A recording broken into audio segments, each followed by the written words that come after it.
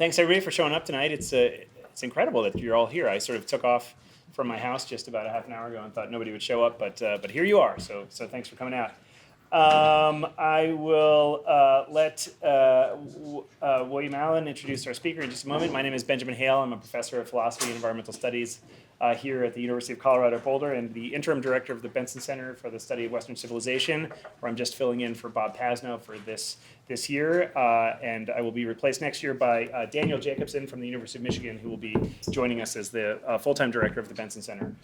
So we're pretty excited about that. If you've not been to one of our talks before, I invite you to go to our website, the address of which is located around the room and on various pieces of paraphernalia in the back and at the table outside to learn a little bit more about what we do. We have, among many things that we do, we have a lot of events happening over the course of the semester. Last semester we had a ton, but this semester we have quite a few more. Obviously you're here tonight for Ruy Teixeira, but next in 2 weeks we'll have Danielle Allen on Tuesday, February 18th. On the February 25th, we'll have Stephen Cambone speaking on policy choices and national character. On March 10th, Daniel Mahoney, Tuesday, March 10th, Daniel Mahoney. On March 31st, Yuval Levin, What is National Character? On April 5th at Boulder Public Library, our very own Jack Doody, who just I saw walking in here, will be speaking about the movie 8 Men Out, so I invite you to do that at Boulder Public Library. This is an off-campus event. And then on April 13th, at the end of the semester, our very own William Allen will be speaking to us as well to sort of finish out the semester. There's a lot to say about the Benson Center. I invite you to learn more about it, but also follow us on Twitter or sign up for our email list, read our newsletter, and so on. And without any further logistical matters, I will just pass the baton over to William Allen, and he'll introduce our speaker. So thanks so much again. Good evening. I join Ben in thanking you for showing up in this weather. I had no idea what to expect, flying in from the east this afternoon and discovering what awaited me. I was somewhat anxious about whether anyone would come, so I'm delighted you're here, and you will be delighted you're here. I'm very excited about having Ruy Teixeira to talk with us this evening as part of the continuing series of lectures on American national character. This is a project that's been underway for a little over 3 years now. And of course, last year, you saw us introduce you to a number of people, Mark Lilla in particular, and then several in the colloquium that we held last spring. And then this year, it's been a series of lectures, as Ben has outlined to you. This lecture punctuates the series. It punctuates the series because Ruy Teixeira has worked for a long time in a very significant way on some of the central questions that we're concerned with. He presents some of the most challenging perspectives on these questions. He's located at the Center for American Progress, but that doesn't begin to tell you about the nature of his work. He's among those handful of people who are capable of looking at demographics without losing sight of issues and people. Often enough, when you're listening to people who do demographics, you think they never learned anything except how to count. That's not the case with Ruy Teixeira and another one who was with us last spring, Henry Olson. And those two I put in a class together as two of the brightest people doing this kind of work in the country. And Ruy does that work from a perspective which, as I said, will challenge us. He worked recently with Peter Leiden to create a very provocative thesis about turning the United States into California. I'm, of course, not stating it deliberately. I'm deliberately stating it in exaggerated form, but nevertheless, that was the gist of the teasing project that they opened up. And when you think about that proposition, and then you think about the theme that he wants to talk with us about tonight on what I call an optimistic view of the future for the United States, you realize there is something to pay attention to in the course of these remarks. So I could read to you the series of his books. I've published that to you. You see in the announcement for this particular sequence of lectures this year. And so I'm going to leave you to consult that. But I will highlight, if you will, his theme on the emerging Democratic majority. So this is a sensitive political analysis, which is nevertheless not merely political. And so what I'm inviting you to do is to listen to him tonight, challenge us to think past our political predispositions. And with that, I introduce Ruy Teixeira.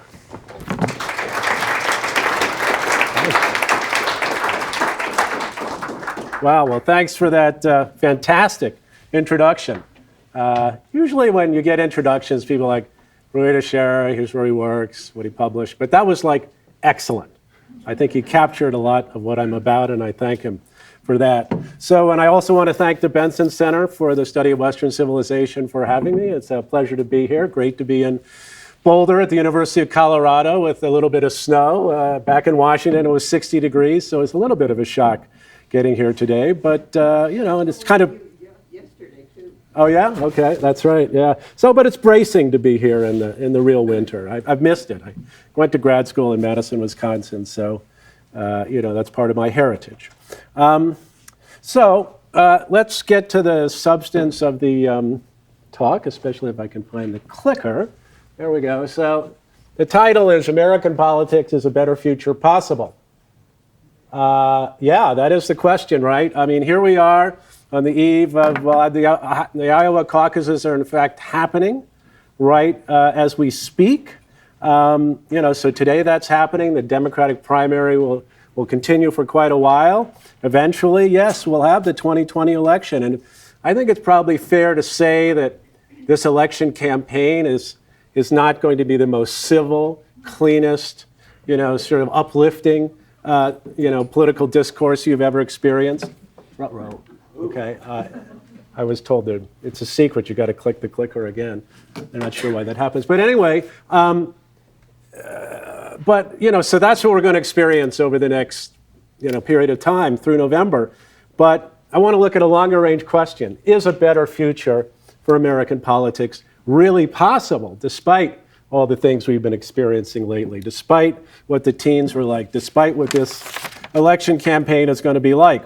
So I'm going to divide up this talk into 5 reasons why we might have a better future and 5 reasons why we might not.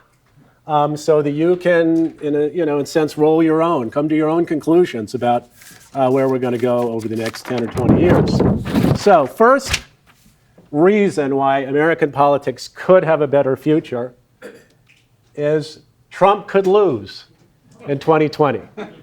I think that would probably be helpful, and there are reasons why it might actually happen. And the first one is the most important one. He's really, really, really unpopular for us, especially for incumbent president, especially for one with a good economy. Right now, basically his approval rating now is maybe 42%. He's about -10, -11 on the net approval. This is very bad for a president who's running for re-election. Unless his approval rating goes up over the course of this year, as for example Obama's did in 2012, he's probably in some serious trouble. You could make the argument. But can his approval rating really go up? It really hasn't. I mean, one of the remarkable things about Trump and his approval rating is how incredibly stable it's been over time. It almost never goes anywhere. It's 39, it's 42, it's 41, it's 43. It really varies within a very short range. So if he doesn't get that approval rating up, he could be like Gerald Ford, like Jimmy Carter, like the first George Bush. He could actually lose his re-election, despite the fact you might think he shouldn't. And another factor that is weighing him down is demographics. This is the U.S. Whoops. Oh, I didn't show those are the approval ratings. Let's get to the demographics. So this shows the data from the U.S. election in 2016. And what you'll notice, of course, is that by far his best group in 2016 in the nation was white non-college voters. He carried them by, according to our data, by about 32 points. In every other group he lost by varying amounts. So, but what's happening with white non-college voters as a share of our country? It's going down inexorably every cycle. So we project that the number of eligible voters who are white non-college will go down by about 2.3 points by the time we hit 2020 relative to 2016. And this is just an ongoing problem that the Republican Party and that Donald Trump confronts is their most fervent supporters are declining as a share of possible voters every year, every election cycle, and so on. And they're being replaced by basically white college voters and non-whites, all of whom are much more likely to vote Democratic. And now this wouldn't be now this is the national situation. This is a popular vote. Now, as we know, just losing or winning the popular vote is not determinative, right? You can win the popular vote like the Democrats already did in 2016 and still lose the electoral vote. So Trump might well think, well, okay, maybe I will lose the popular vote again, but I can still carry the proper states to have an electoral college majority. Now, one problem here is that we look at the same set of demographics across these states like Pennsylvania, Michigan, and Wisconsin. Exactly the same thing is happening. You can see that the same decline in the share of white non-college voters and the same increase in white college voters and in non-whites in those states. So that's Pennsylvania, and very quickly, here's Michigan, same thing, Wisconsin, same thing. So this is not probably as important as approval rating problem that Trump has, but it does make the hill he has to climb a little bit steeper. And in fact, one way to think about this or illustrate this is something the Wall Street Journal did. They collaborated with us on using some of our data. If literally nothing else changes between 2016 and 2020, turnout rates and support rates remain the same across these two elections, and all the changes of the underlying demographics along the lines that I just talked about, Trump would actually lose the election. The Democrats would actually take back Michigan, Pennsylvania, Wisconsin, and thereby giving them an electoral college majority. So that's another piece of the argument that Trump actually could well lose this coming election. Now, what would happen if Trump lost? I think the argument here, the theory would be that the GOP would be forced to moderate and move toward the center, that there would be a reduction of inflammatory rhetoric toward immigrants and non-whites, and that there might be increased political competition for non-whites and younger voters, and that GOP-based constituencies would perhaps be less primed by hard-right populist appeals, which would, in some senses, make the dialogue in America change a little bit, make the nature of political competition change a little bit, make the nature of what we've seen in the last 10 years change a little bit. That would be the argument, that the GOP would see this as a wake-up call. They had a president, they brought him in, he alienated a lot of people, and he couldn't even get reelected. Maybe we need to change course.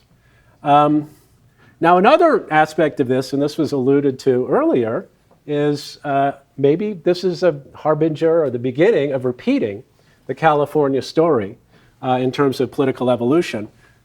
There's a very interesting pattern that California seems to basically be in front of the United States as a whole by about 15 years. Or put another way, the United States tends to lag developments in California by 15 years. We had the anti-tax revolt in California, late 70s. It comes to the US as a whole more in the early 90s with Newt Gingrich and so on.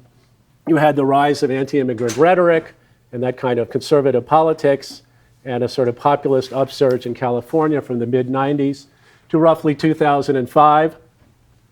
And then California embarked upon, a pretty unbroken move in a much more progressive direction. The Republicans were pretty much isolated in the state. They seemed to pay quite a price for what they'd done before, and California has kind of continued that political trajectory since then. So, you can make of what you will of historical patterns, but there does seem to be this interesting relationship between what California does and what the nation eventually does. So California started embarking on its current progressive trajectory in 2005.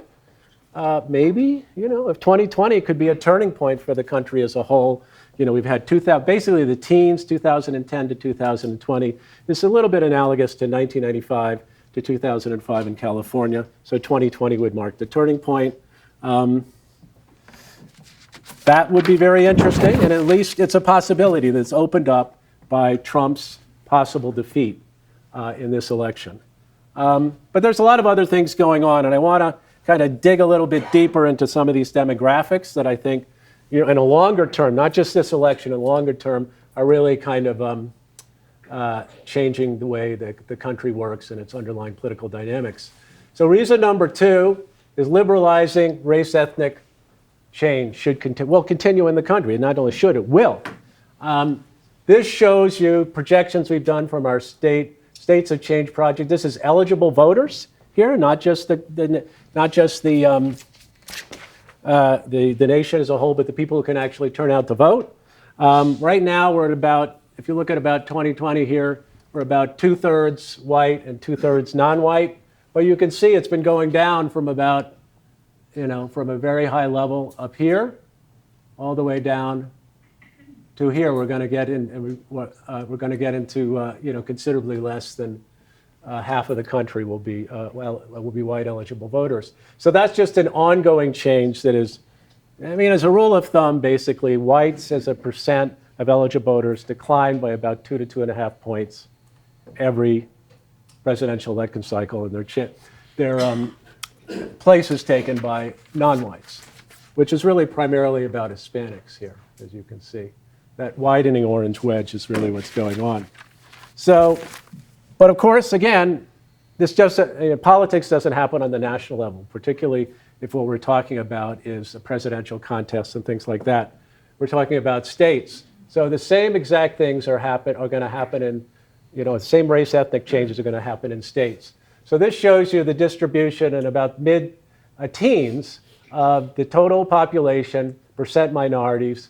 Basically, you go from light blue to very, very, very dark blue, from under 20 to 50% and above. And as you can see, there's just a handful of states here that are majority non-white in 2014. Texas, New Mexico, California, and also Hawaii. But as we fast forward through the years, this again is based on our projections, you can see this whole southern swath starts becoming majority non-white. And by the time we get to 2060, you have 22 states that are majority non-white. This whole swath going from California through Georgia and Florida, North Carolina, Virginia, New York, Illinois, and so on. So all told, there'll be, according to our projections at least, there'll be 22 states by the 2060 that'll be majority non-white, and that's 2/3 of the US population, 11 of the 15 largest states in the country. So this change is coming. This change is happening. It's really inexorable. You can argue about the point estimates here about the exact magnitude of the changes, but it's pretty clear that that's what's happening. And just quickly, this is the same set of states, the same set of maps just shown for eligible voters. So again, you're going to go from the concentrations you see in 2014 to a steadily increasing number of states that are majority non-white and eligible voters, the people who can actually come to the polls. And again, you see this basic pattern of this southern arc here with some northern states like New Jersey, New York, and Illinois, and so on.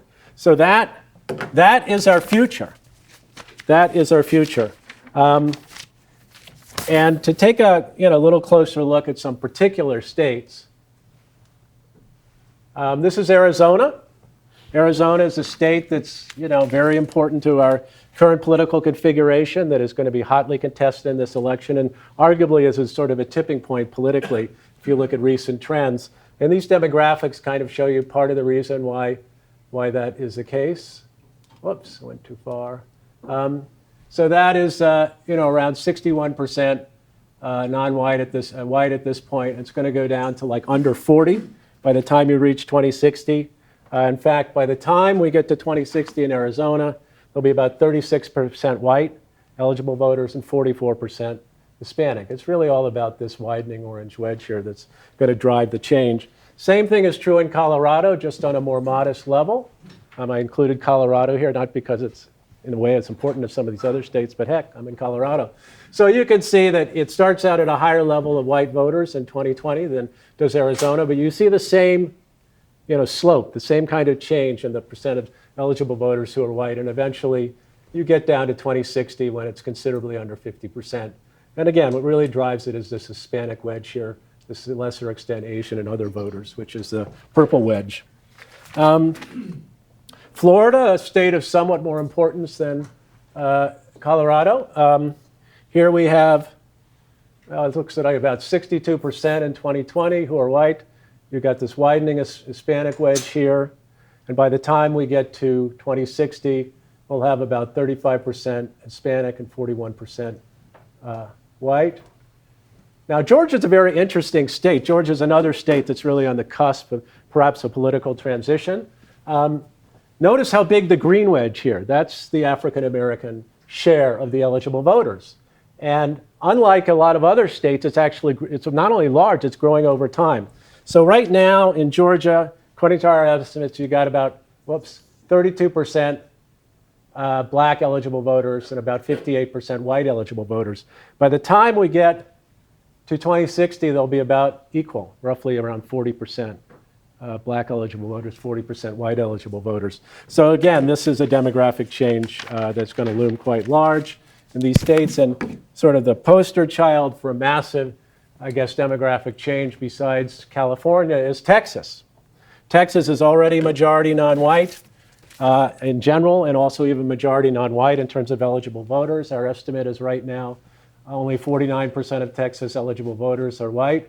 And by the time you get to 2060, it'll be really different. This huge Hispanic wedge here. You'll have over half of eligible voters will be Hispanic, and only about 28% will be white. So these are massive changes that are coming down the pike, and that should have an effect. But what's the presumed effect of these changes?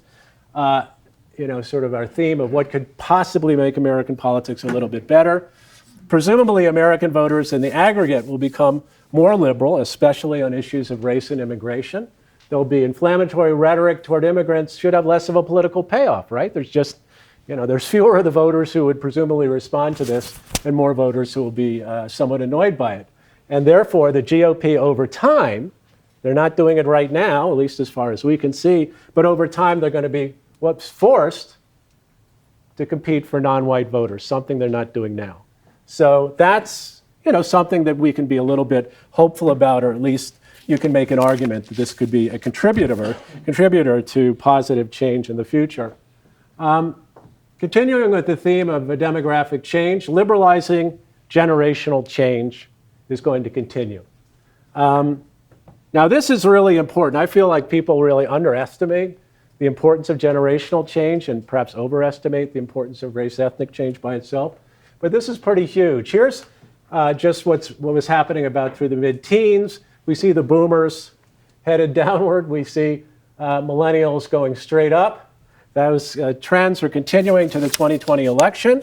And by the time we hit 2020, our estimates are that millennials and Gen Z voters are coming in right behind the millennials, will be about 38% of eligible voters, and boomers will be down to only about 29% of eligible voters. So basically the dominant groups in terms of generational cohorts in our electorate are changing dramatically over time. And to give you sort of the very broad, long-range perspective on it, here's something from our States of Change project that shows generational replacement over time. These are the boomers right here. As you can see, as they come closer to shuffling off this mortal coil, they're kind of going to disappear.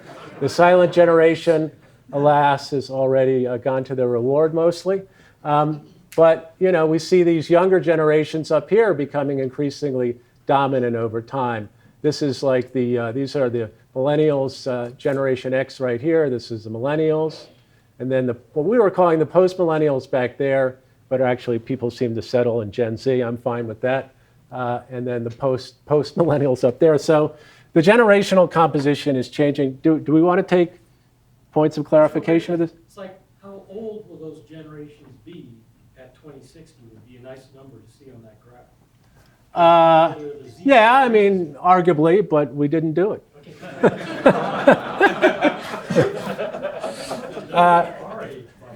Right, so let's talk about yes? You just mentioned offhandedly that the GOP is not competing for white voters. For non-white voters. For non-white voters, yeah. But like, for example, Prager University is competing very effectively for non-white voters, and there are millions of people being pulled over, not necessarily to Trump. Prager University? I'm not sure I understand, but anyway. Well, I was going to suggest maybe we can hold the questions. Yeah, it's probably best. It's a good question. New York Times. Yeah, Yeah, okay, no, we'll get to that for sure. Okay, so what does it all mean? Well, the theory here is that generational change is literally the future of the American electorate. As cohort replacement continues, and this is, there's no more powerful force than generational replacement. As you take younger generations, move them into the electorate, you take older generations, which are leaving for other realms, it totally radically changes the complexion of the electorate, at least potentially. And it's totally inexorable. There's nothing that can be done about it. So as this cohort replacement continues, the theory is the electorate as a whole become more liberal on issues from race and immigration to the role of government. Why is that? Because if we look at the public opinion data, and just, the party identification data as well, it's just no question that millennials are significantly more liberal on pretty much any social issue you want to mention, but also even any economic issue, even on healthcare, even on the role of government, even on the issues of government spending. So this is replacing people who are much more conservative with people who are much more liberal as this cohort replacement goes on. And as far as we can tell right now from looking at Gen Z, which is just entering the electorate in 2020 in its first large numbers, they are basically very similar to the millennials in terms of their outlook on these social issues, on the role of government. So these trends are going to affect all age groups as millennials and Gen Z move through the life cycle. In other words, the millennials are going to eventually dominate the 30 to 40-year-old group. They're going to dominate the 40 to 50-year-old group, and so on. So generations move through the age distribution of the population and change the political complexion of their age group, including the higher turnout ones as they increase and as they go through life cycle. So what could that mean in terms of a better politics? Well, I think you could at least hazard a guess that this might happen. If you start losing generations that are occupying an increasingly large proportion of the electorate and dominating American politics, it's not good for you as a political party. So perhaps the GOP will be forced to moderate in response to these generational changes to try to do better among millennials, among Gen Z, among these younger voters. At least that's the theory. Now, the final demographic change I wanted to take a look at is liberalizing. Educational change will continue.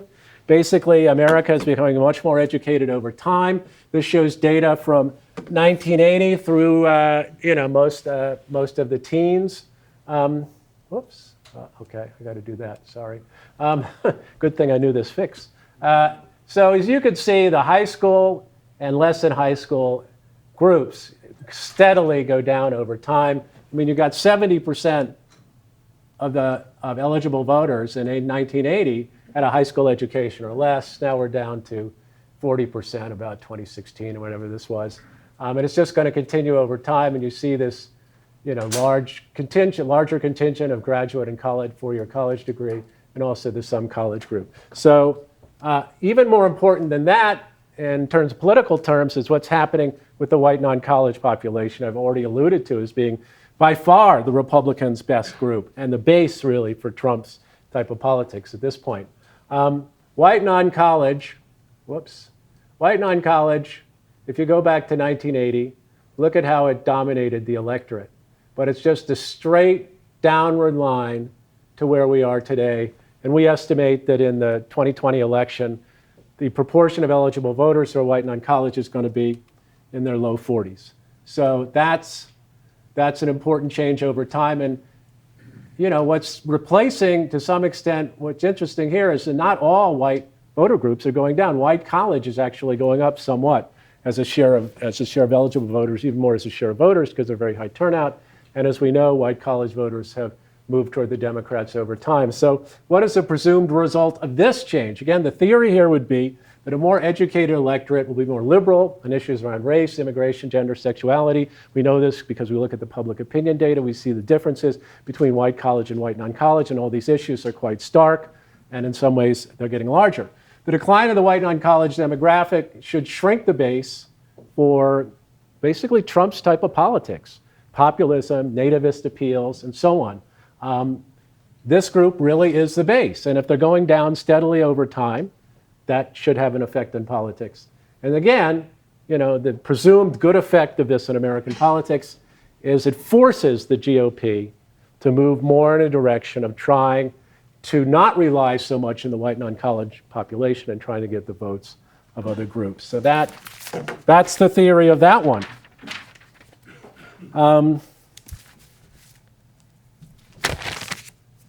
Okay, and now we're going to leave demographics briefly. We'll get back to it later. And look at reason number 5. We're going to talk a little bit about economics, which I actually think is quite important.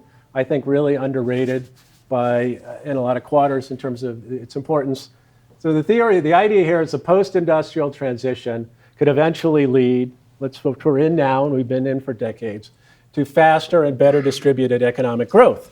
So the theory here would be, and I'm not the only person who said this. This is a debating point among economists and people who study economic history.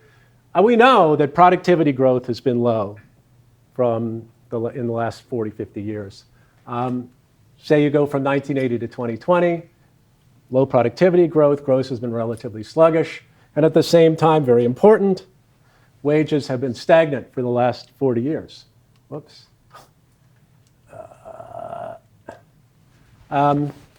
So that's where we are now. That's what we've experienced for the last 40 years. Are there any historical analogies to this? And the answer is, yes, there are. There was a period in the early part of the Industrial Revolution, 1800, 1840 roughly, that is frequently referred to as Engels' pause. Why is it called Engels' pause? Because it was a period when growth was fairly sluggish, productivity growth was just starting to pick up, and wages were absolutely flat, basically. No one was getting anywhere in terms of living standards. And that's the industrial world, the England that Frederick Engels was looking at when he wrote The Condition of the Working Class in England, and really the kind of world that Marx was writing about when he wrote Capital, a world where basically things didn't get better for ordinary people. But after 1840, there is a transition that takes place. Growth accelerates, real wages start rising sharply, and new technologies go from being simply labor replacing to labor augmenting, which is an argument that Darren Acemoglu and other economists have been making. So the theory here, and it's just a theory, is that today's new technologies, computerization, robots, AI, if they are supported with the right kind of policies and maybe just have a longer period of time to have effect, we'll have a similar transition and we'll produce faster, better distributed growth as opposed to what we've had in the last 40 years. So this just illustrates Engels' pause here. As you can see, this period, roughly 1800 to 1840, nothing happens in terms of wages, and all of a sudden, zoom, and then GDP per worker goes up even faster. So why would this be good? Well, I think it actually would be really good, and here are the reasons. Throughout the history of advanced societies, we know from looking at historical record, periods of rapid economic advance, they're associated with tolerance, openness, an interest in social provision. Periods of economic stagnation and sluggish living standard growth are typically associated with the reverse, fear, pessimism, a tendency to hold on to your own, and so on.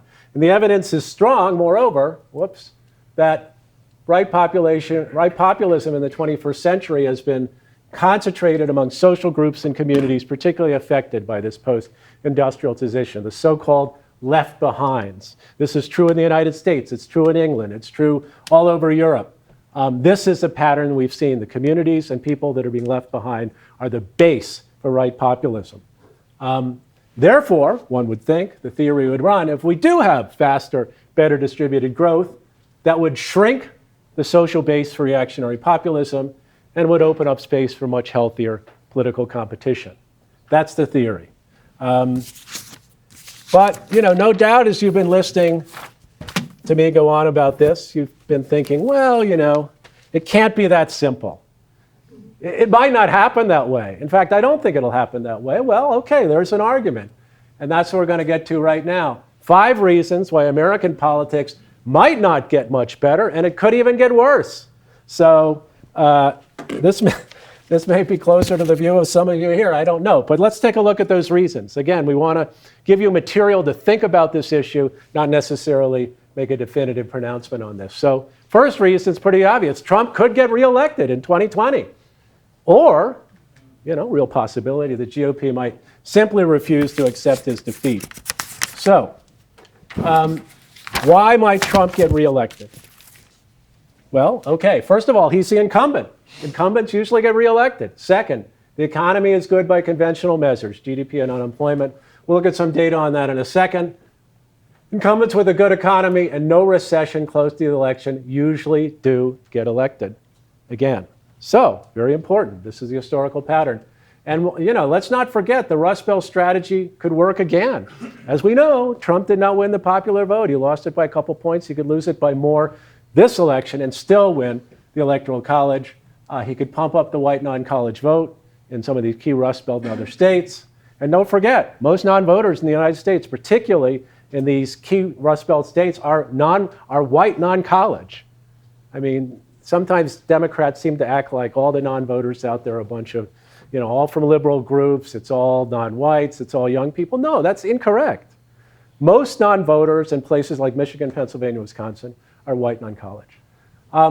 But even if Trump loses, bitterness over the loss could be so high, and we've seen some indications of that they might simply refuse to accept the outcome and not moderate their policies at all.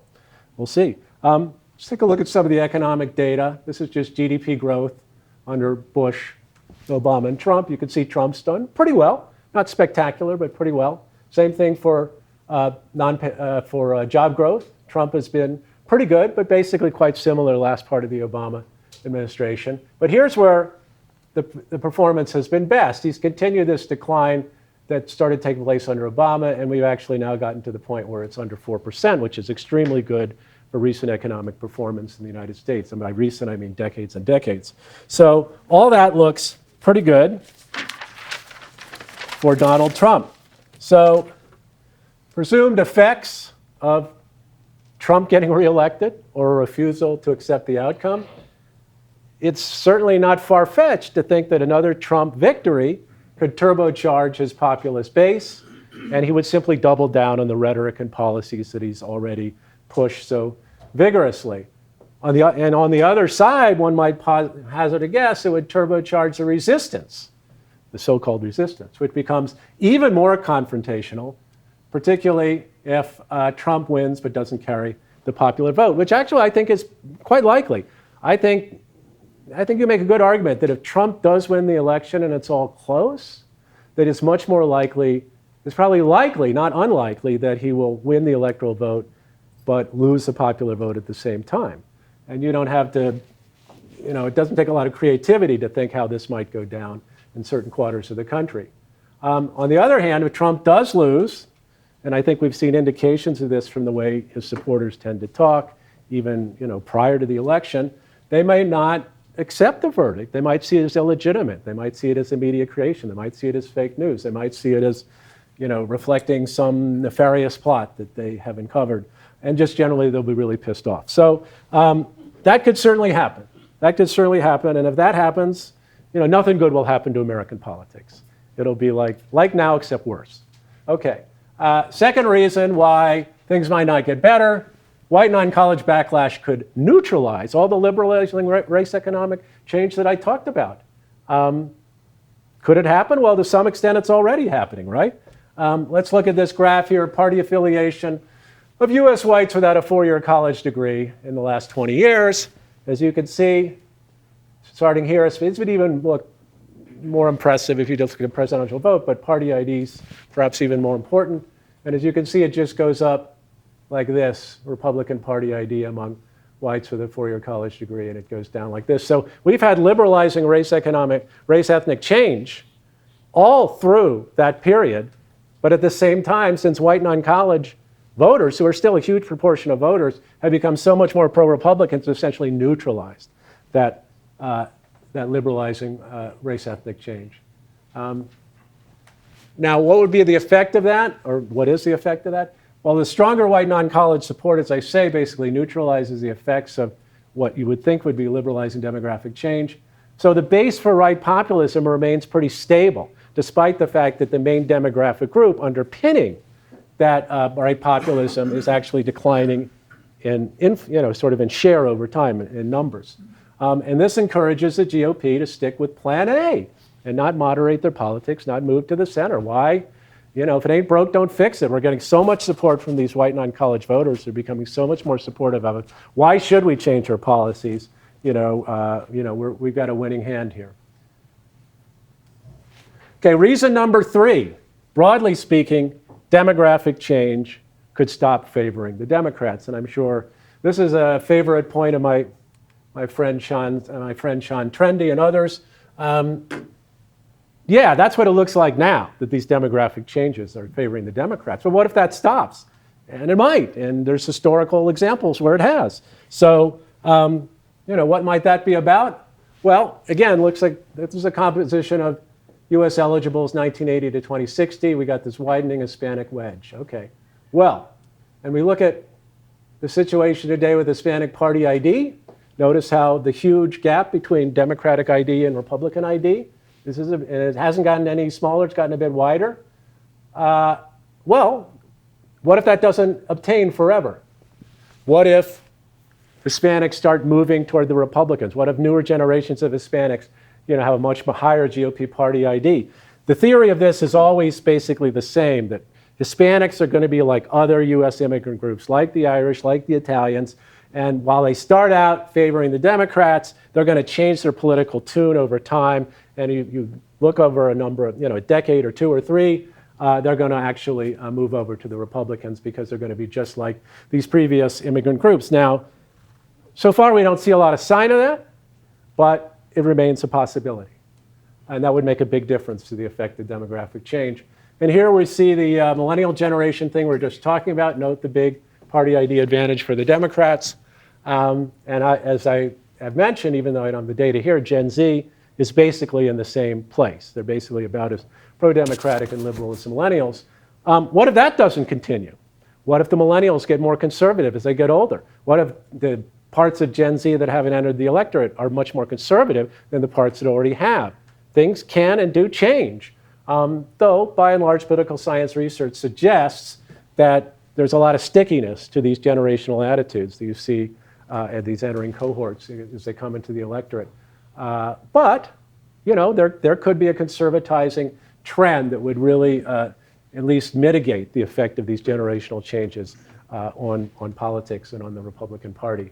So that remains a possibility. Finally, let's think about white college. I mentioned how white college is becoming much more pro-democratic, and here's you see, it started out here much more Republican than Democratic.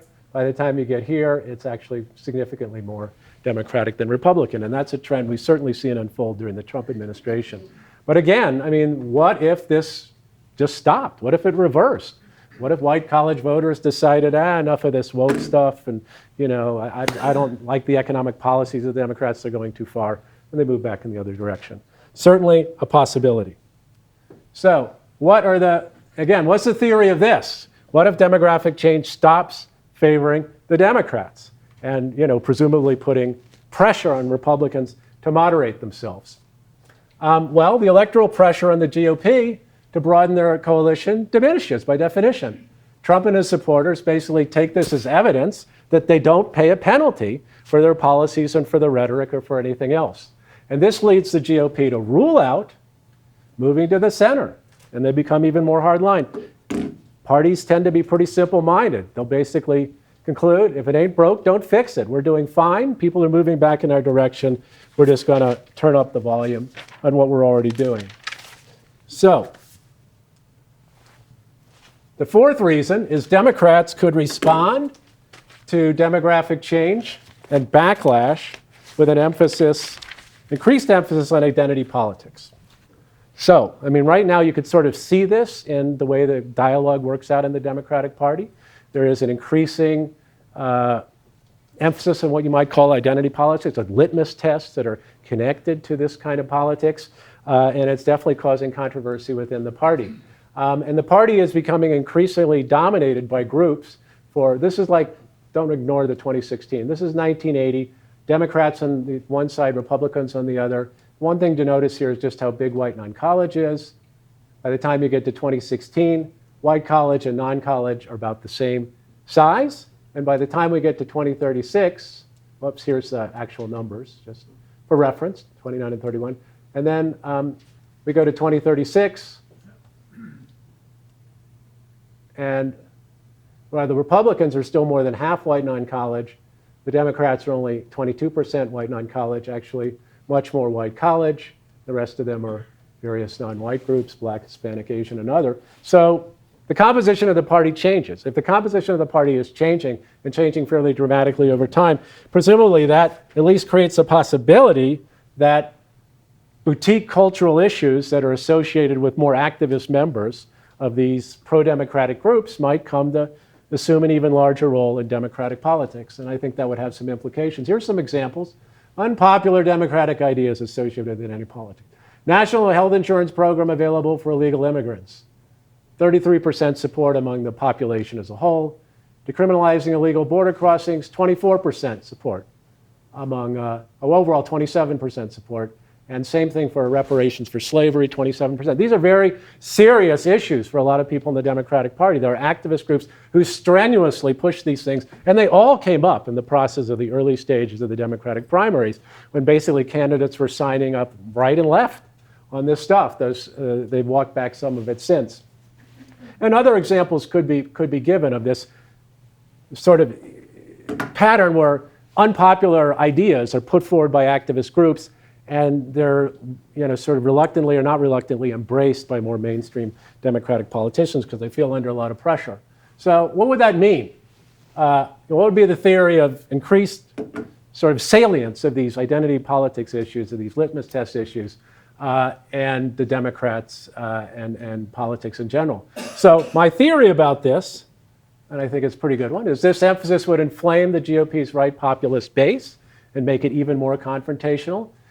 And very important, since many of these issues are unpopular, Democrats' ability to reach swing voters diminishes because swing voters are really interested in this kind of stuff. And that means that cultural issues could increasingly dominate economic ones for the Democratic Party and perhaps for politics as a whole, which I think is a recipe for what we've already seen in terms of politics, and it could get even worse.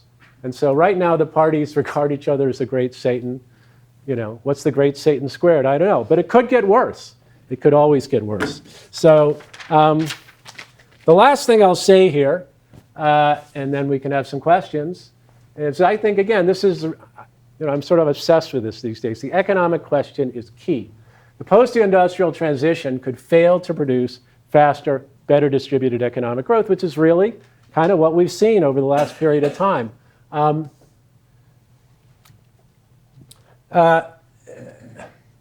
And this just shows how poorly we've been doing in the last period of time. This is the productivity growth chart. You see, since the Great Recession, there's been incredibly anemic productivity growth. This is actually the 73 to 95 period. It wasn't that great either. Historically, productivity growth has been more around 2% a year. That's the basis for the increase of American living standards over time. And we're just not happening, and it's not happening particularly in the most recent period. Robert Gordon, a very, very well-known economic historian, wrote a book, The Rise and Fall of American Economic Growth, and his contention is pretty simple. Why did American living standards rise so fast in the past? Why was growth fast? Why did productivity grow? Because all this great stuff was invented. Electricity and cars and airplanes and all this stuff. Basically all the cool stuff has been invented. All this truly productivity enhancing, dramatic revolutionary stuff has already been invented. And now what do we have? We've got smartphones. His favorite thing is to hold up his smartphone in a lecture. What would you rather have, your smartphone or the flush toilet? So, maybe he's right. Maybe, we're basically out of room to have much faster growth. I'm not saying I believe that, but it's a possibility. If you look at the last 40 years, the economic record has been pretty poor. So if it continues in that vein, it definitely means something.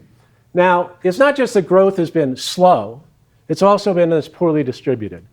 Inequality is a famously large issue in America today, and it's not just inequality between classes or races, it's regional and geographic inequality has become really important. So let's look at the Al Gore-George Bush election. Number of counties won, a mere 659 for Al, but he got 54% of aggregate share of GDP was in those counties. Flash forward to Hillary and Donald.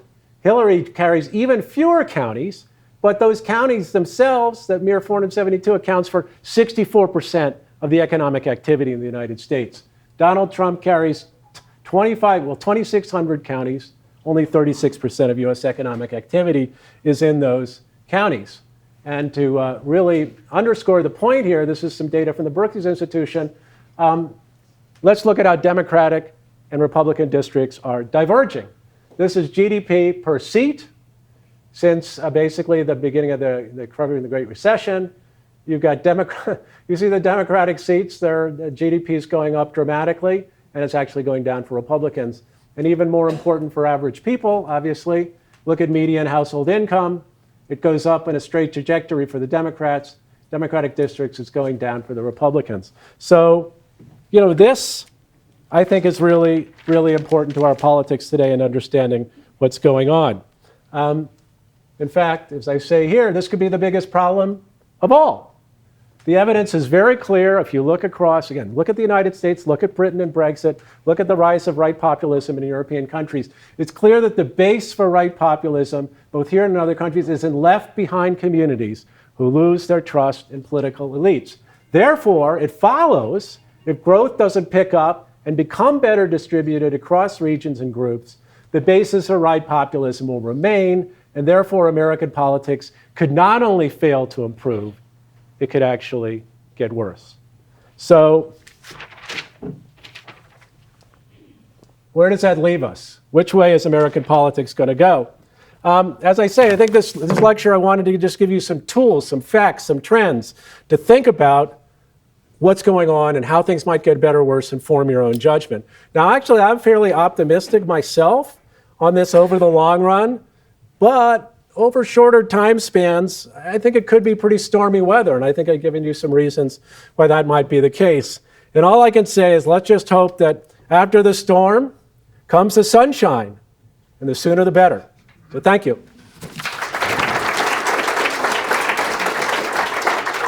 Thank you very much. And Dr. Teixeira is going to accept questions, but of course we will adhere to the usual protocol and begin with student questions.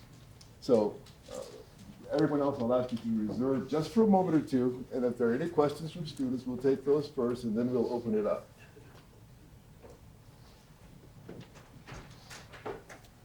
Yeah. So over in the first one on why it gets better, it showed take your own people who were questions. eligible for voting, but it didn't talk about who was actually voting. What kind of information do you have on how that will change moving into the future? Right. Well, we, in our project, we do have data on voters, though, of course, only going up to the time they actually voted. So our projections, which go forward to 2020, 2036, 2060, those are based on eligible voters. Now, you might ask, well, can't we simulate what the voting pool will look like if we assume turnout rates are going to be a certain way, or they go up, they go down? And we can, and we have done that. But that's a matter of modeling and trying to have some informed speculation about which way turnout trends might go. Do you have a particular question about the relationship between voters, actual voters, and eligible voters that you're interested in? Basically, do you believe that they'll just follow the same trends, that each demographic will just continue to vote at the particular... At the rates they have? Yeah. No, I wouldn't assume that. We use that in some of our modeling just because it's useful to look at, to isolate the influence of a factor like demographic change, holding everything else constant. My guess is, one thing that has really changed about turnout in the United States between, for example, blacks and non-Hispanic whites is their turnout rates have actually converged quite a bit. So that's actually a change just in the last 20 or 30 years. We've seen some secular tendency for turnout among Hispanic eligible voters to increase somewhat, but there's still quite a wide gap between the turnout of whites and blacks and the turnout of Hispanics. And the same thing is roughly true of Asians. Again, there's a big gap. So the theory about why that might change over time is that these communities are going to become much more rooted in the United States. They're going to become increasingly dominated by people who were born here. And that might increase their likelihood of participating. And some of it could be mobilization too. The Democrats are repeatedly criticized, since these communities support them, for not doing enough to embed themselves in that community, not spending enough money and resources and time to try to get them out to vote. That too could help. And then there's all kinds of voting reforms that people have sort of pushed, like automatic voter registration, that could potentially disproportionately help the communities that turn out the least at this point. And I think I think that's a real possibility. I mean, voting is a very low-cost act, but it's also a very low-benefit act too, right? I mean, the sort of rational actor type theorists, rational political science theorists say, what's your benefit from election? It's not the difference between, the outcomes if someone you like gets elected, someone you don't like gets elected. It's the expected value of if you don't vote, how's that going to change the probability that the outcome will be different? And the answer is almost no effect, right? So it's an expressive act. We're doing this because we believe in it. We're committed to it. But, it does have some costs. And one of the biggest costs associated with voting is registration. So you take that away from people, that cost, and it should have made it more likely for particularly low propensity voters to show up. So I guess that's a long-winded way of saying no, it will not stay the same. There is a possibility for change, but it depends on a lot of factors and reforms that are pretty hard to assess at this point. Yeah? I had a question relating to the economic slide where you showed percentage of, or where you showed number of counties won and percentage of GDP. Are those counties, was that counting where those people live and vote, or where physical companies have their buildings and are generating, doing work, or is it based on distribution of work? Yeah, I mean, it has, the way the people do it who do these kinds of things, it's basically taking the economic activity linked to counties and services and so on and allocating them across counties. It's not to people, it's more to economic entities. And there's a lot of, stuff that goes into that sausage, which I'm not really capable of explaining. So, but these are not uncommon ways of looking at counties to distribute the economic activity. The government does some of this too. So I think you kind of take it as being fairly accurate at this point. Are the counties where this economic growth is happening, do you see it mostly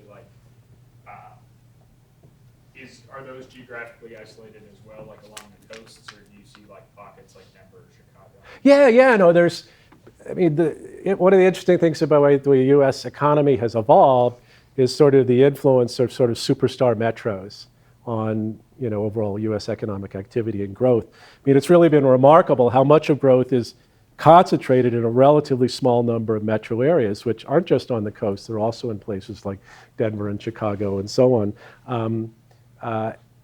And that just generates an enormous amount of economic progress that is just not happening in a lot of the more rural areas of the country or in smaller metros that used to be dependent on industrial activity and so on. I mean, there's really a bifurcation of who's going up fast and who's going nowhere fast.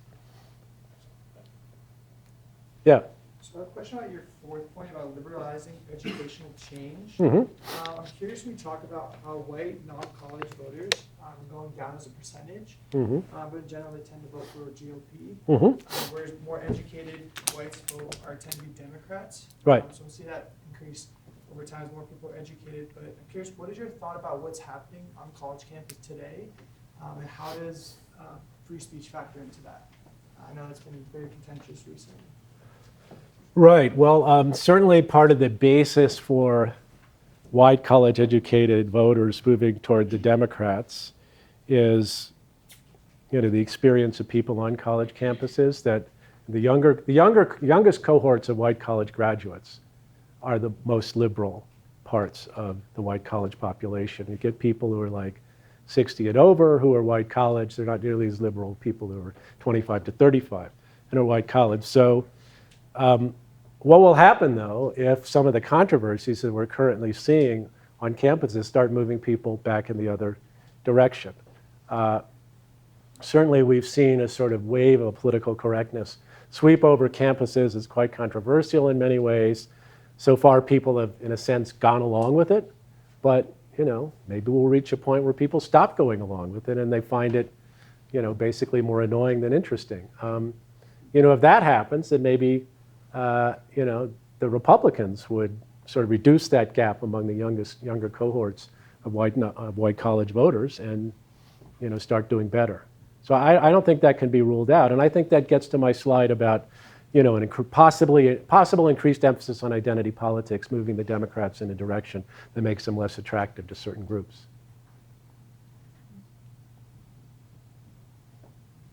Is that it for, okay, yeah. I think that's it. You can go ahead. Okay, we're in the non-students, okay. I'm probably a pessimist as I look at the future. Okay, So what you're not alone. what I'm interested in is scenarios that you may run or thinking you may do as you look at the enormous potential for change in the world in the next 20 to 40 years. Climate change is a huge one in terms of impact on the economy. The rise of the economy, certainly the rise of China and India. I mean, China has more smart kids than we got kids. So it's a huge difference in populations. And what happens if their economy is twice as large as ours in terms of our political situation? So you mentioned artificial intelligence. What if half the people in this country no longer have jobs? How does the wealth get, but the wealth is still there. Does that wealth get distributed? So my question is, what's the thinking that you all do about these kinds of just huge possibilities and the impact on politics? Do you have those conversations? Well, we have those conversations. I mean, they're a little hard to connect to the kind of data work that is kind of my bread and butter and what I spend most of my time doing. I mean, for example, what would be the effect on politics if half people in the United States didn't have jobs? I mean, there's no data on this, and it's highly unclear it's even going to happen, but certainly you would look at it and think, hey, that's going to have a big effect, Or if climate change becomes so severe that, it becomes a much more pressing issue than it even is today, what effect does that have on politics? I mean, that's a kind of an exogenous shock to a lot of the trends I'm talking about here that would surely have an effect on political competition. You could make an argument that it might just further polarize people and make things even worse between the people who want to do something and people who don't. You could also argue that it becomes bad enough, it sort of breaks the logjam, and people think, well, we need big activist government to do something about this, and we have no choice, and people who are saying we shouldn't do anything are crazy, and I'm just going to sign up for the other side. So these are all kind of imponderables about how these big events might shock the system that we currently have. I mean, I think all we can reasonably do at this point when we sort of think about things in this way and based on data we currently have is to extrapolate without assuming big exogenous shocks. But we know they're coming. So that's your job. You have to walk in your view of what's going to happen to some of the stuff I talked about here. And there's a lot of possibilities. So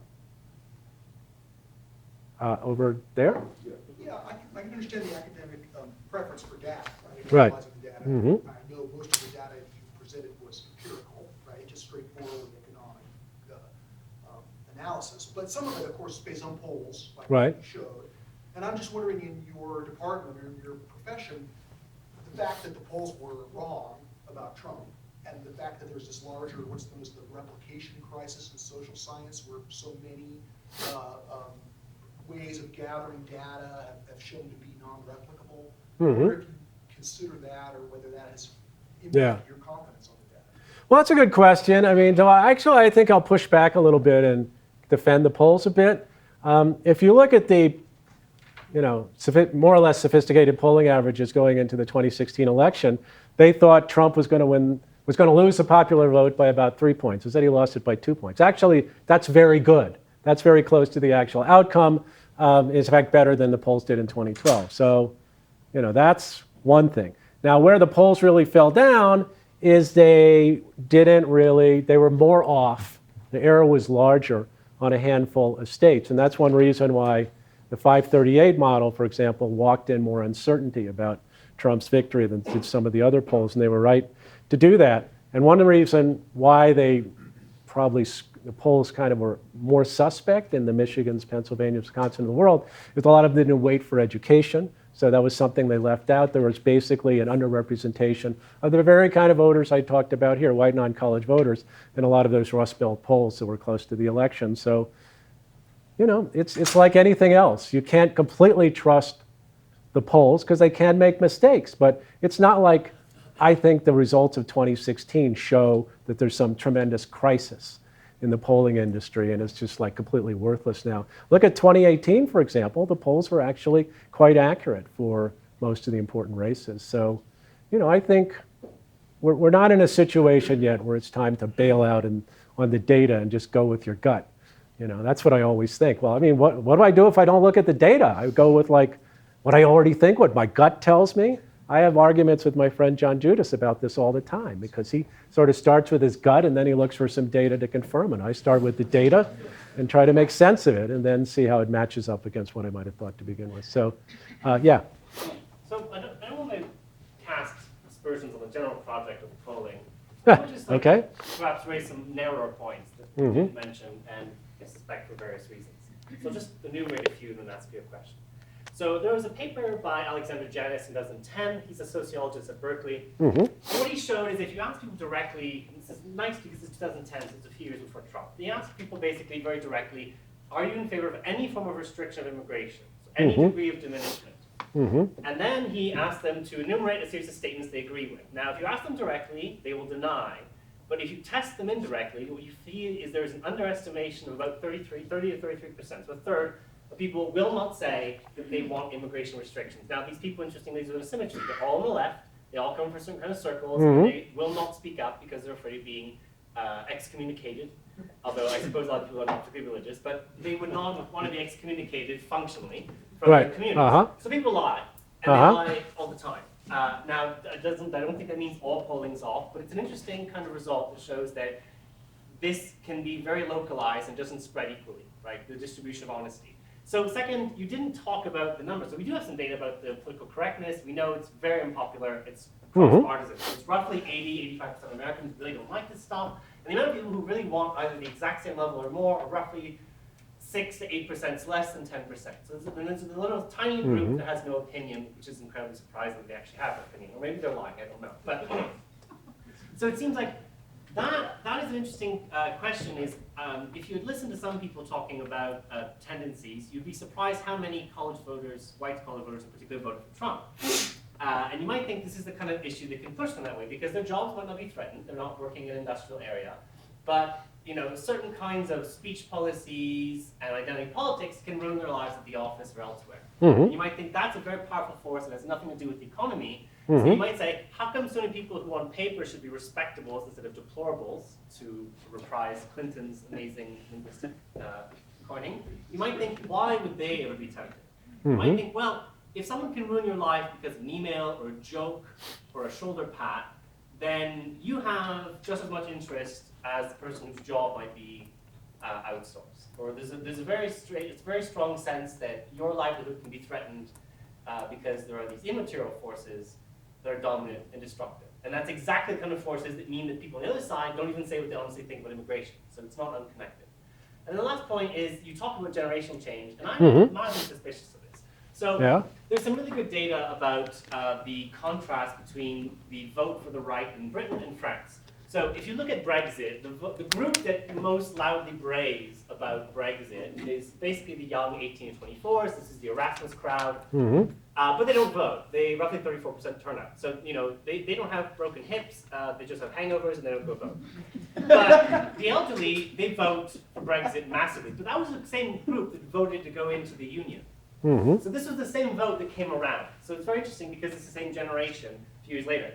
Now, some people have come up with brilliant ideas. Let's give more weight to the vote of the younger, things like that. But had you had those policies as a kind of general sociological law, then you would put Marine Le Pen in power in France, because her strongest base are the youngest voters. And where she can't make headway are the older voters in France, who are threatened with particularly the loss of the euro, and she was talking about leaving the euro and going back to the franc. So she had the reverse problem. She had young people who can't see a future, and the elderly retirees who wouldn't vote for her if their life depended on it.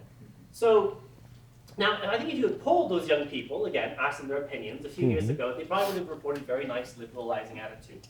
And then you might say, well, there are perhaps some political events that occur, things like terrorism, domestic attacks, things like that, and people's opinions radically change. So just as last figure, when they were talking about taking away nationality from dual nationals, roughly speaking, the popular vote, when they polled people, was 84%. The French citizens were in favor of it. Parliamentarians was the reverse. About 84% of parliamentarians were against it. Now, that's that's a really big kind of change. I'm sure if you'd asked people just a few years earlier how they should respond to hypothetical events, you wouldn't have gotten those numbers. So to my mind, it seems like you can ask people self-reporting. The self-reporting is notoriously problematic. It seems like it doesn't actually take that much to push people to adopt a radically different viewpoint. So it seems to me that you don't have anything to say about what kind of events can change people's views radically. Now, I know they're hard to predict. I'm not saying it's on the horizon. Well, it seems to me, though, your point is more that we don't know what people's views are, right? I mean, you're saying that people lie. I mean, sort of the hard version of your argument is that, if we look at these, generational public opinion or generational voting behavior, I don't know how you get the voting behavior stuff, but they're really just responding to like peer pressure, and they actually have much more conservative views that we're simply not picking up. I don't know if that's true. I mean, it could be, but I kind of doubt it. I mean, in terms of the observed behavior of, say, voters from 18 to 34 is very different than the behavior of voters who are much older. There is a generational effect. It really is quite different. If you look at the 2018 election, whites under 45 basically voted Democratic almost entirely across the country. So something's going on there. Now, it could be the case that if you ask people about political correctness, maybe they would be scared of. But then again, you just pointed out, we did a poll, that I assume you're talking about the hidden tribes data, that showed that political correctness actually is not very popular, and people are willing to admit they don't like it. So I'm not sure this constitutes an indictment of polling. I mean, polling is sometimes inaccurate, but it's frequently accurate. Our best estimate of what, the millennials believe or what Gen Z believes is existing polling data that, sort of covers issues and covers those people. I don't see any alternative to it. I mean, you have sort of a theory about how it might be wildly inaccurate, but I'm not seeing any evidence. I'm not suggesting it's wildly inaccurate. I don't want to cast any sort of the general project. I just wanted to say there are some localized points of data you might think point to something that they might tell a slightly different picture than what you're presenting, or at least the initial. Well, it could be. I mean, I was agreeing with someone who brought this up earlier that there's at least a possibility that the sort of somewhat out of control political correctness could start pushing more people in the direction of a more conservative outlook, just because they're tired of dealing with all this stuff. It certainly could happen, and I think, I certainly think it's probably the case that more people harbor doubts about this stuff than would come out in a typical classroom or talking perhaps to their more liberal peers or whatever. I do think that's a real phenomenon.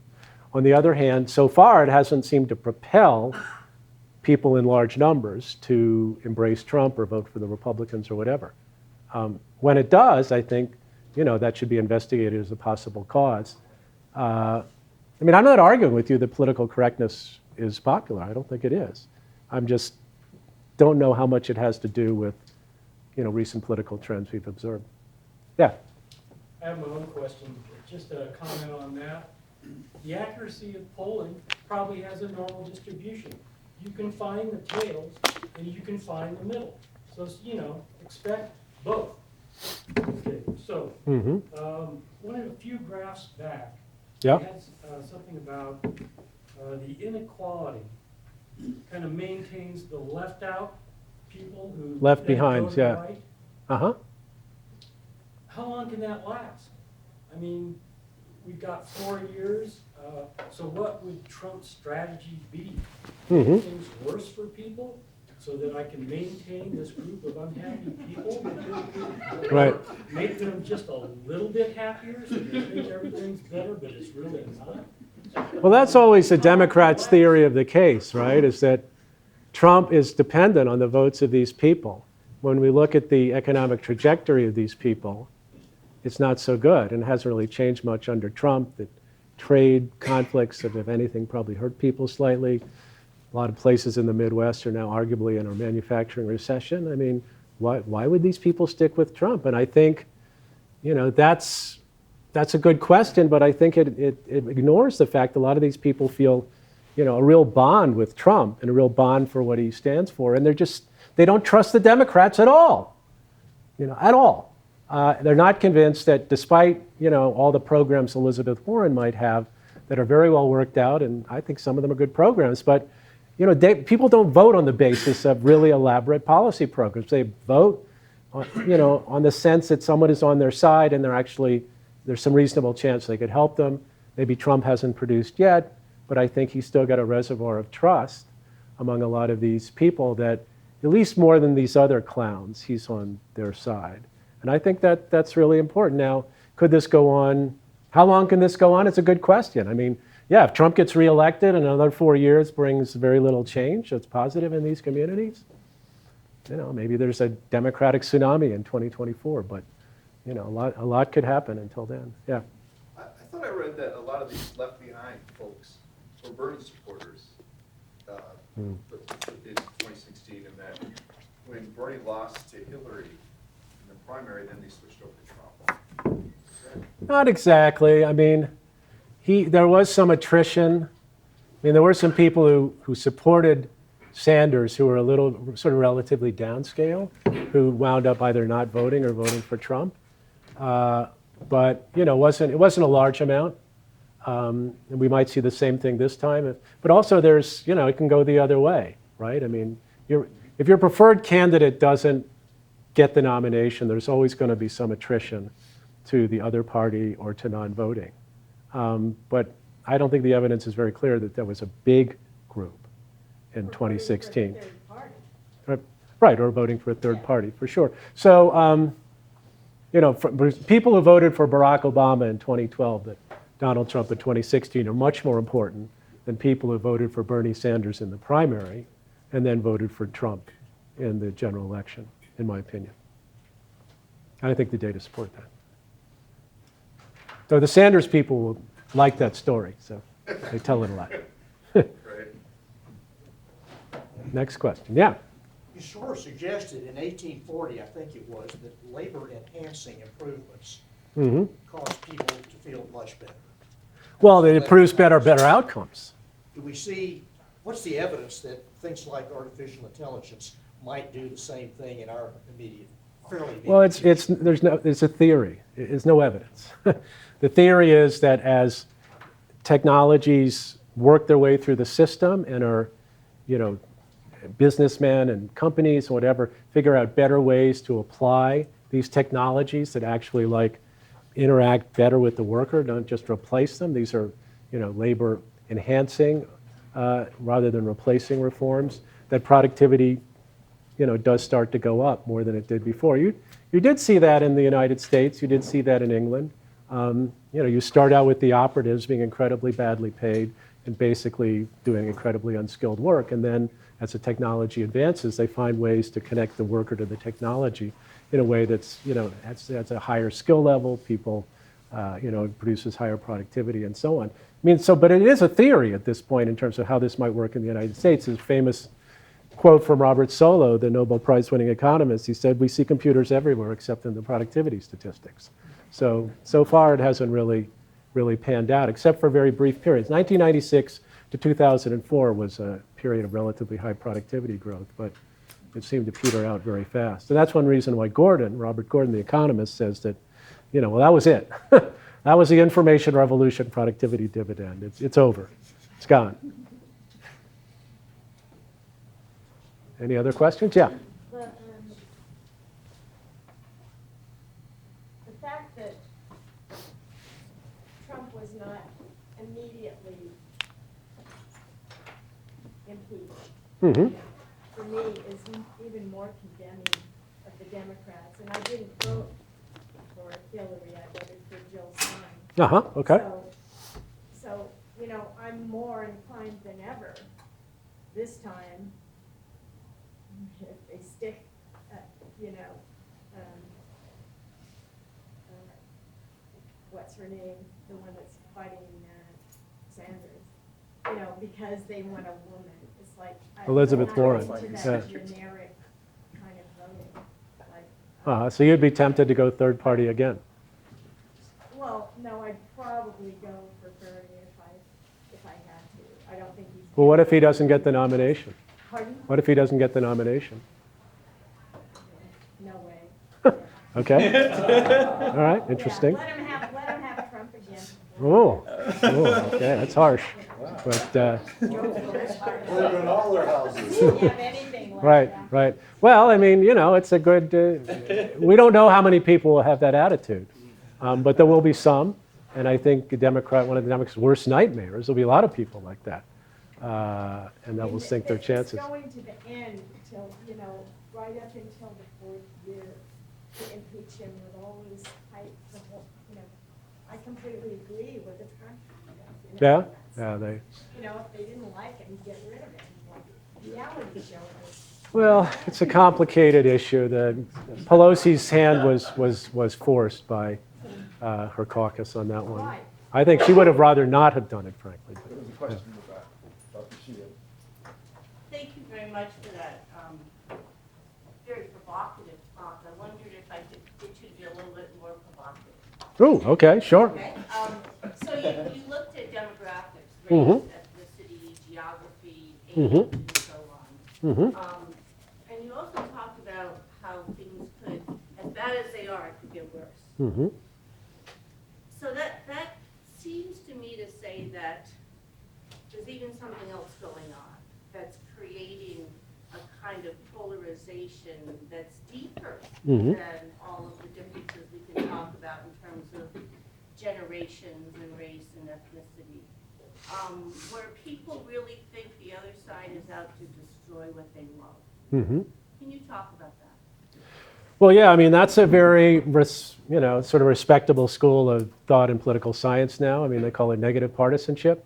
What really animates people is not so much they love their own party, though they may like it at least, but that they absolutely hate the other side and think they're out to get them. They're like completely antithetical to everything I believe in. The worst thing that could happen to the country is that these people get more control over my life. So they're really animated by how much they hate the other side. I think that's a real phenomenon. And I think the only way that might change is if there's sort of elites don't promote that in a sense. I mean, if Republicans would have to run in a different way, Democrats would have to run in a different way. Over time, not immediately, that might reduce some of this negative partisanship. But right now, that's where we're at. And now, you could argue that there's actually a book that just came out, Why We're Polarized, by Ezra Klein, that basically, a lot of it is just summarizing a lot of social psychology and emotional reasoning and other kinds of, there's a big literature on this and identity groups and so on. It's like, what people really vote on, what people really care about is they identify with their group and they don't identify with other groups. So, that's what conflict's all about. I have trouble with that as an explanation, pure and simple, for where we are today, because it seems ahistorical. It seems to me it's always been true that people are always attached to different groups, and people are always inclined to like insiders more than outsiders. People are always have these tendencies. So, but why now? And why this to this extent? And why in this form? I think those are the interesting questions. And I think, my working theory is it's an interaction between cultural conservatism and negative economic change. It's like an interaction effect. And I actually do believe it will probably be difficult to solve until you get the countries like the United States in a different trajectory, where some of these inequalities and other problems and slow living standards growth is, improved. And then I think, you will have a different atmosphere, and you could damp down some of that negative partisanship. So I don't know if that's very provocative, but that's my view, that, this is not something we're stuck with forever, but it's certainly something we have now, and that, fairly big things will have to change before we'll see that those kind of loggerheads kind of politics change a lot. Do you think it is possible that what's going on right now is actually more pronounced, deeper, than just a mere partisan divide? Well, I'm not sure what you mean by deeper.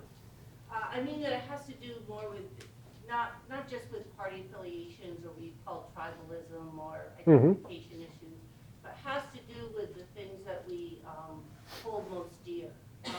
How we think about what it means to be human, how to live our lives.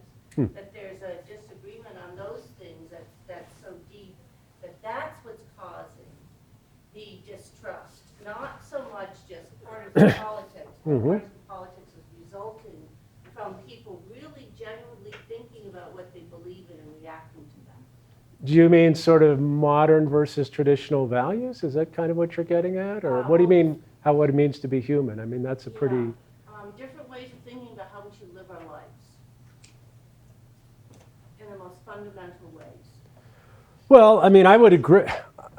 I mean, I agree with you to some extent if I'm understanding you. My friend John Judas, in his book on nationalism, made the argument that a lot of what animates people who, sort of respond to nationalism and respond to populism is they feel their way of life is threatened. In a broad sense, way of life is a big thing. It's culture, it's economics, it's community, it's a lot of things. And I think for, very large numbers of people in this country and in other advanced countries, the way change has unfolded has made them believe their way of life is falling apart. And I think that's quite important. So they can't live their life the way they want. And they feel like nobody's really got their back on that. So I think there's truth to that. Let me pursue that a bit further. Okay. But embedding it in the work that you're doing and the presentation you've given. It seems to me there is, and at some points you acknowledge, a tacit assimilation index lying beneath this whole presentation, where perhaps at the moment the ratios seem negative or at least minimal, i.e. all of these differing identities or affiliations or communities in some sense are merely nominal, white, black, Hispanic, Asian, because ultimately the dynamic in play is a dynamic of assimilation. And you have described that dynamic relative to a liberalizing tendency, presumably looking at the history of the country over time, which I think it's fair to do. But it leaves open the question, and I think that engages the question, the discussion you just had, what, even if it's slow, minimal, what are the various social, cultural dynamics of the country assimilating to? Can we point to a standard or a target of assimilation? And I might explain this by saying the work I've done, and the work I did some 40 years ago, looking at Hispanics, was to discover that they actually assimilated at a pretty high rate. In fact, usually by the third generation to be sure. And so what I am wondering is, thinking about a nation that is a majority of minorities by 2050, it used to be now 2060, are we misstating the case? Is it not unlike the chemistry experiment in which we're looking at solvents and solvents and not looking at the solution that results, but keeping them as solvents and solvents nominally? Well, aren't the people changing themselves, changing through intermarriage, for example, which interestingly enough seems to me, and this is anecdotal, to be happening at a faster rate among the non-college than among the college. Now, you'll have to go back to the office and see if that's Yeah, true. I was about to say, is that really true? But it might seems to be. me that's Yeah. what's going Okay. on. Yeah. So the question is, what is the target of assimilation? And is the target of assimilation compatible with the projection of a political outcome that may be good or bad in terms of what you suggest? Yeah, no, I think that's a very good question. And in terms of the current politics, I think one thing that's notable about the Democratic Party is, and people in and around the Democratic Party, the most active people in it, is, their theory of the case as to what assimilation is it's kind of like we'll all get woke, we'll all, there'll be all these, rainbow of different identities, and we'll all honor the indigenous, and we'll do this and we'll do that. And it's almost like more about language than it is about life, which is kind of weird, right? Yes. I mean, what America typically meant for people who became assimilated into the country was, it was upward mobility, it was identification with the larger whole, it was a sense of possibility, a sense of unity. I think as Mark Lilla has pointed out very well, that seems to be missing from the current liberal case about why you should be a liberal. And I think that's a loss. And I think that's one reason why why people who feel left behind have such a hard time identifying with people who supposedly are more in line with their economic interests. Because, they don't know, what country do you want me to join? What are you really talking about here? And I think people are really uncertain about that. And I think, that's certainly one thing that could make Joe Biden a strong candidate is that he more projects that, we're one America. Well, Barack ran on this to some extent, but it's sort of been lost in the last, 10, 12 years. Well, let me try something out on you. Okay. The ultimate aim is for everyone to be white. Mm-hmm. And so it's not going to be a majority of minorities, so it could be all white. Yeah. Well, or white will just, in which case white will lose its meaning, which would be fine, right? In case Yeah. white loses its Right, right. Yeah, no, that would be good. I mean, one of the weird things about... Be careful saying that, you'll get a lot. Yeah, right. That would be good. Right. Right. No, but that is one of the funny things about some of the more strenuously woke people in the issue of race is, in a way, they want to sort of enhance and make perpetual racial divisions. When, I always thought when I grew up that, hey, isn't the whole thing we want to judge people by the content of the character, not the color of their skin? I mean, race is this kind of this weird social construct, and it's got a vexed history. We want to get beyond that. But oddly, the new fashion in liberal circles is to make, race all important and seemingly immutable. And in fact, in the 1619 Project, take it all the way back to the beginning of the country. It's always been about race. It always will be about race. I don't know if this is an attractive prospect for the majority of the American people. So again, I think that's a bit of a problem with the liberal project today. Yeah, I think that's what Dr. Sheen was getting at, that some of these left behind folks have an intuitive sense of this. But they understand in the most profound way what's going wrong, that we're not getting the answer that you said Biden should be able to get. Right, exactly. I do think that's real, very real. Well, I don't mean to go forth, but any other questions? We are at the time. Have I exhausted you? Contemplate allowing people time to have dinner. All right, thank you.